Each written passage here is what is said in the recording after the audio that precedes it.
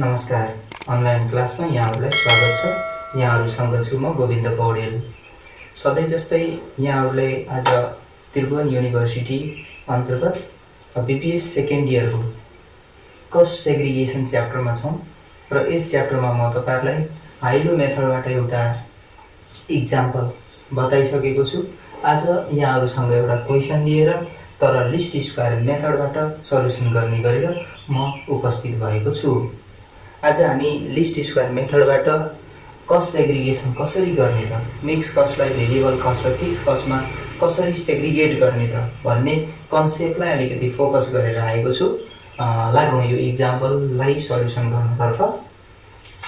जस्तो पहिले क्वेशनतिर जाउँ। एबीसी XYZ कम्पनीको डिफरेन्ट लेभल अफ एक्टिभिटीका लागि हामीलाई मिक्स कस्टहरू दिएको छ।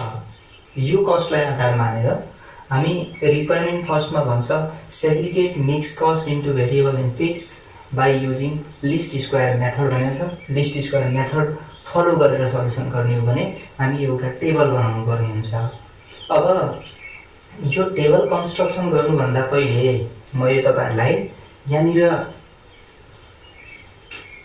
Variable cost per unit calculation गर्ने जसलाई हामी बी ले डिनोट गर्छौं भनेका छौं र यो बी क्याल्कुलेसन गर्ने फर्मुलाका लागि n summation xy minus summation x into summation y whole upon n summation x square minus summation x को होल स्क्वायर यस्तो फर्मुला एप्लाई गरेर हामी सल्युसन गर्नुपर्ने हुन्छ। भेरिएबल कस्ट पर युनिट निकाल्नु पर्ने हुन्छ। अब यहाँनिर हामीलाई के चाहिन्छ भने x र y दुईवटा मल्टिप्लाई, दुईवटा भेरिएबलको मल्टिप्लाई पनि चाहिन्छ अनि x को स्क्वायर पनि चाहिन्छ।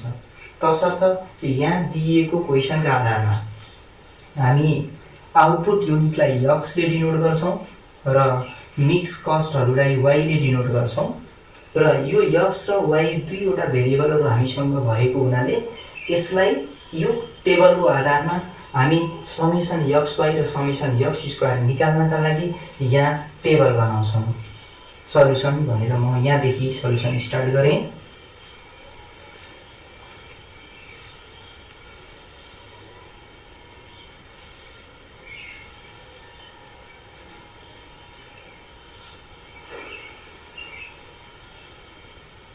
आउटपुट युनिट्स अनि मिक्स कस्ट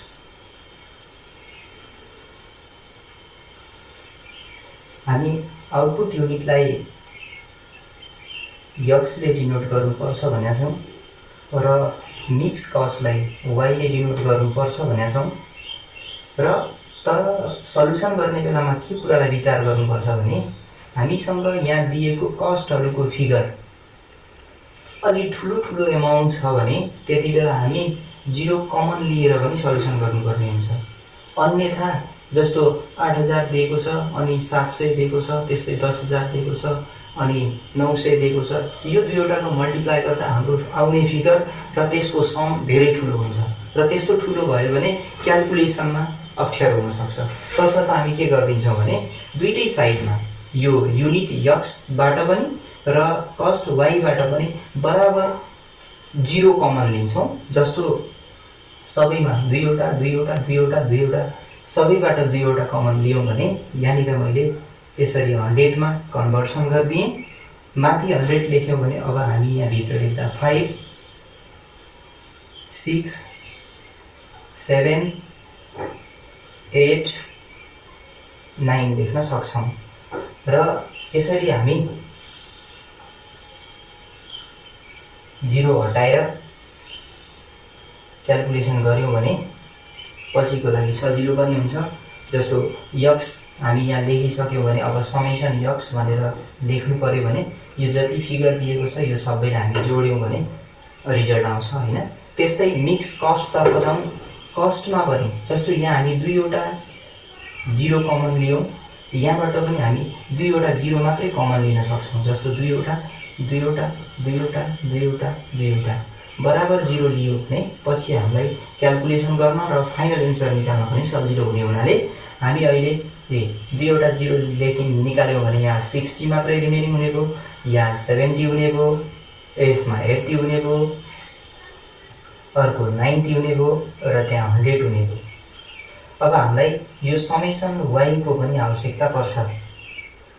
तसर्थ अब यो दुईवटा त हामी समेसन x र समेसन y दुईवटा एड गरिदियौँ भने x र y भेरिएबलहरूलाई भेरिएबलमा भएको जुन फिगर छ त्यो सबैलाई जोड्यौँ भने आइहाल्छ।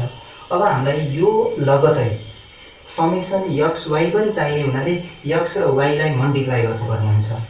x र y दुईवटा भेरिएबलको भ्यालुहरूलाई मल्टिप्लाई गर्छौँ र त्यसपछि हामीलाई एउटा x y को मल्टिप्लाई चाहिन्छ। समेसन x हामीसँग छँदैछ, समेसन y छँदैछ र x को स्क्वायर हामी समेसन x निकालेपछि गर्ने हुनाले यो पनि आवश्यकता पर्दैन। तर समेसन x स्क्वायर भनेको फेरि हामीले यो x भेरिएबललाई स्क्वायर गरेर गरेको समलाई बुझ्नुपर्छ।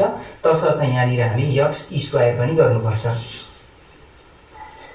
ल यो दुईवटालाई मल्टिप्लाई गरौँ। 300 420 560 720 र 900। क्याल्कुलेसन पार्टलाई फोकस गर्नु होला, म आफै गर्दैछु, अब कतै इरर नहोस्। 300 4200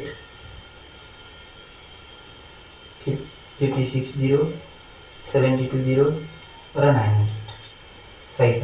अब त्यसपछि x को स्क्वायर गर्नु पर्यो। तसर्थ 5 को स्क्वायर 25, 6 को स्क्वायर 36, 7 को स्क्वायर 49, 8 को स्क्वायर 64 र 9 को स्क्वायर 81।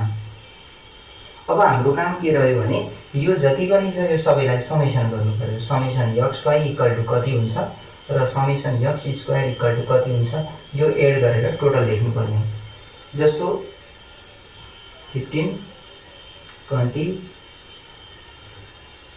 20 30 35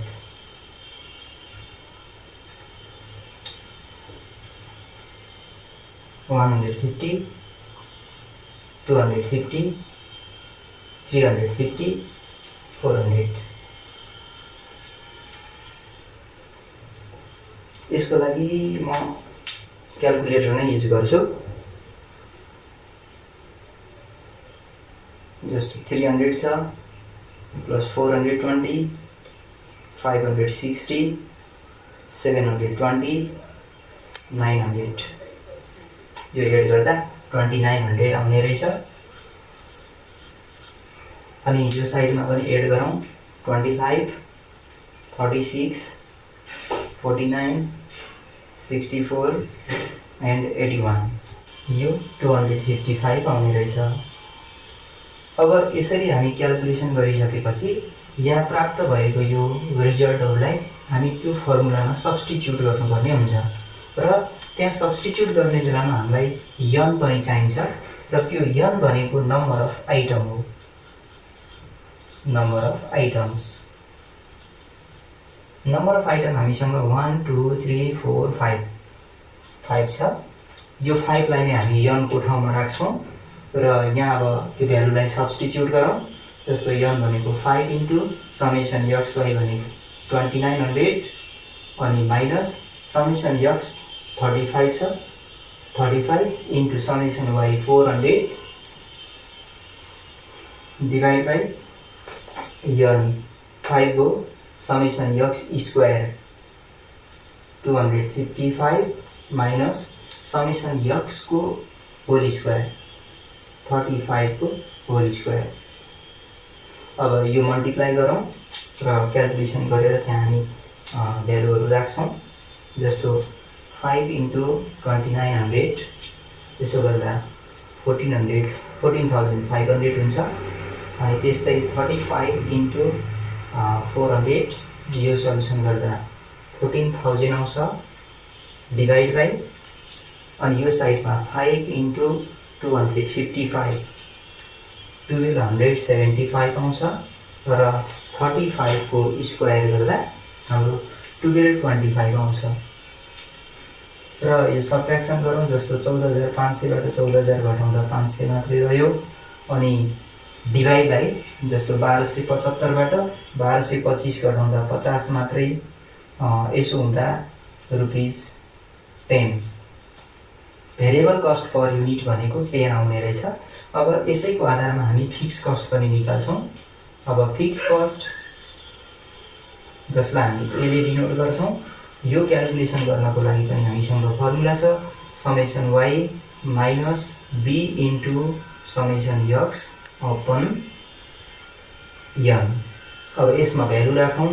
जस्तो समेसन y भनेको अघि हामी क्याल्कुलेसन गरिसकेका छौँ 400 माइनस b भनेको हाम्रो 10 अघि रिजल्ट आएको इन्टु समेसन x भनेको 35 छ, 35 डिभाइड बाई n भनेको हाम्रो 5 हो।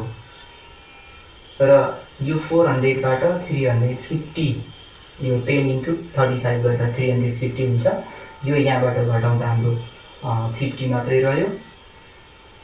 50 डिभाइड बाई 5 यसो गर्दा रुपिज 10 हुन आउँछ। तर हामी माथि कस्टलाई अनि के अरे युनिटलाई दुईवटा जिरो कमन लिएका छौँ। यहाँ मैले दुईवटा कमन जिरो लेख्न भुलेको रहेछु। यो दुईवटा जिरो कमन लिएको हुनाले variable cost per unit calculation गर्दा माथि पनि जिरो हटाएको फिगरहरू लेखिएको छ र तल पनि जिरो हटाएका फिगरहरू लेखिएको हुनाले भेरिएबल कस्ट पर युनिटमा कुनै पनि असर गर्दैन यो जिरो हटाउँदा बराबर zero हटाउँदा।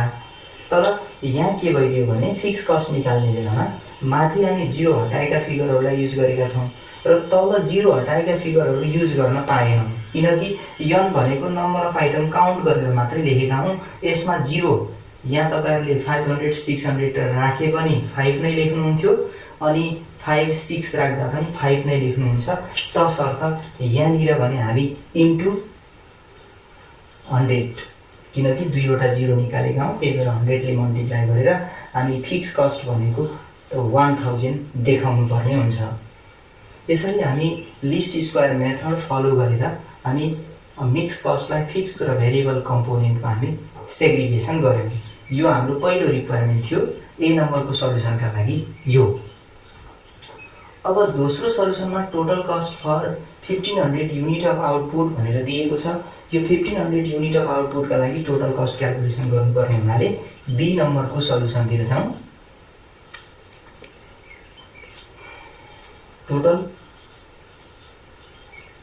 total cost for 1500 units